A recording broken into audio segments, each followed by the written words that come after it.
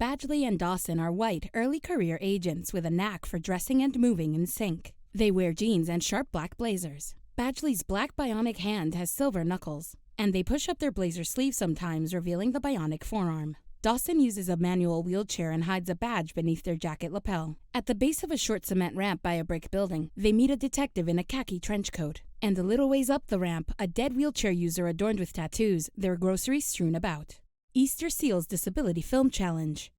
Light blue text on a black screen. Since its passage in 1990, the Americans with Disabilities Act has been enforced only through private lawsuits, never through trained and armed response. Until now. Title in red, white, and blue. Call the A.D.A.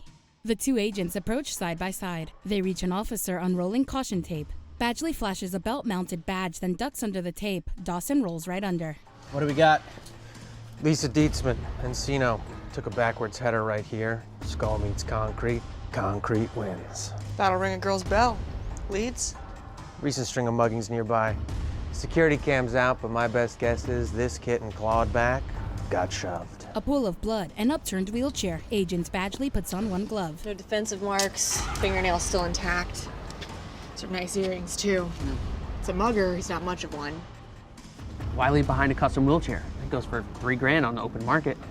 Yeah, I heard about you two. You and your little buddy drop into a crime scene and piss all over real police work with your disability justice bullcrap. Well, let me tell you something, sweetheart. Try me. I've closed more cases with my little finger than you have with How would you try this finger? Flips a bionic bird. The hand rotates. Back on the cement ramp. Badgley, I think I found something. In their car, synchronized snacking. You're telling me you can assess the incline grade just by feeling it? Wheels don't lie.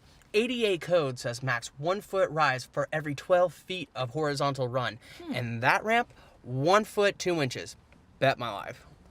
And with the groceries scattered everywhere, I bet Dietzman had them stacked in her lap, which would Throw off her weight distribution, tipping her backwards. Exactly. Oh, sorry for interrupting you. Yeah, stop it. It's just, we're new partners, making the world a better place, one A.D.A. case at a time. I guess we do have good banter. And tension, classic will they, won't they energy. They won't. You're not there to solve cases. Just show up on the scene, wave your arm, spin your wheels, and smile. Best way to get ahead in this world, let your non-disabled allies lead, like me. Okay, that's the some whole horseshit. A.D.A. department, it's just nothing more than public relations. Those guns, water pistols. Go ahead, check them. A blast of water to the face. You gave us tools? You expect to be real enforcement doing meaningful work? We are meaningful, aren't we? Disability is not even a DEI interest, it's an afterthought. Most anyone expects from people like you is to take the crumbs you receive and smile. Show me the crumbs, then where are the crumbs? Goodbye. The agents grimace at their boss, then each other. In their office, still grimacing, they rub their foreheads. The system at work. They parade us around like useless little mascots. They never even expected us to make a difference. If I'm not real law enforcement, who am I? Professionally, personally, romantically? Will they, won't they? They won't. You know, in high school, families wouldn't even let me babysit. Didn't think it was safe because of my arm. Never once heard back about waiting tables or lifeguarding. It was years before I saw another wheelchair user in a professional space. I'm just so tired of spending every waking moment gently trying to make other people comfortable with something I know is pretty damn cool. Arm lights up blue. What are we supposed to do about it, Badgley?